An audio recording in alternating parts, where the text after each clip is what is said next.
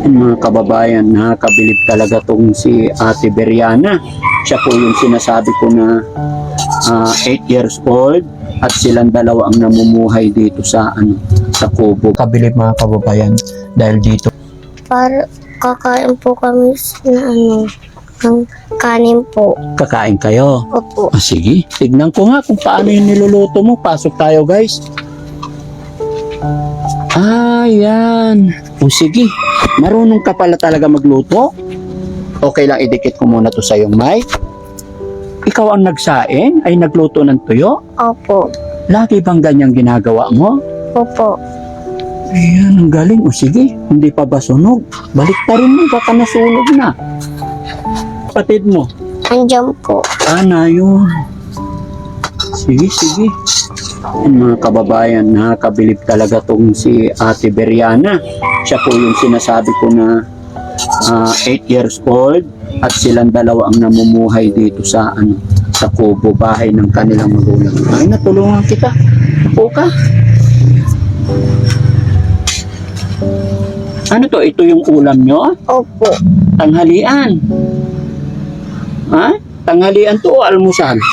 Almusal po. Almusal.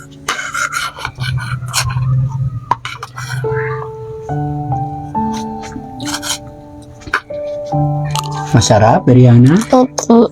Sanay na sanay kayong kumain, no?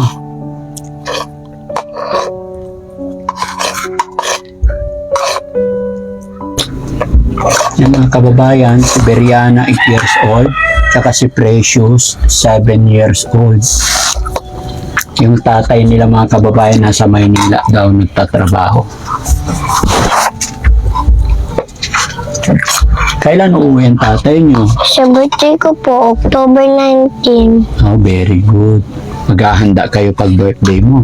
Opo.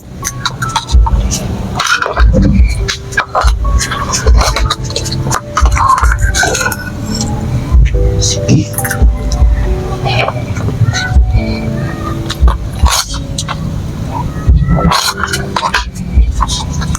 Takaw ni Precious. Precious, okay ka lang? Mahihain si Precious. Masarap tuyo. Kakabilib mga kababayan. Yung mga ibang bata, hindi mo basta-basta mapakain ng tuyo.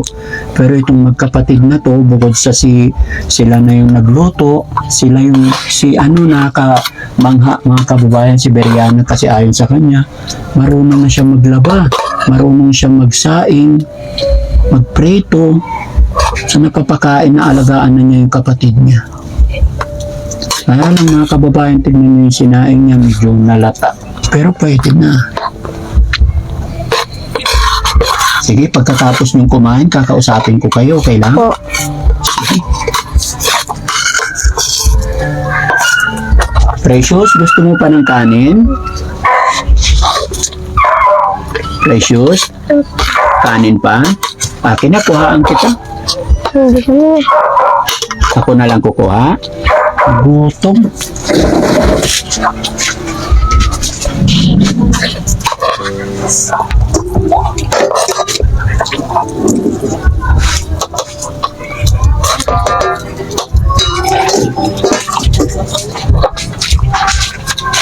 Okay.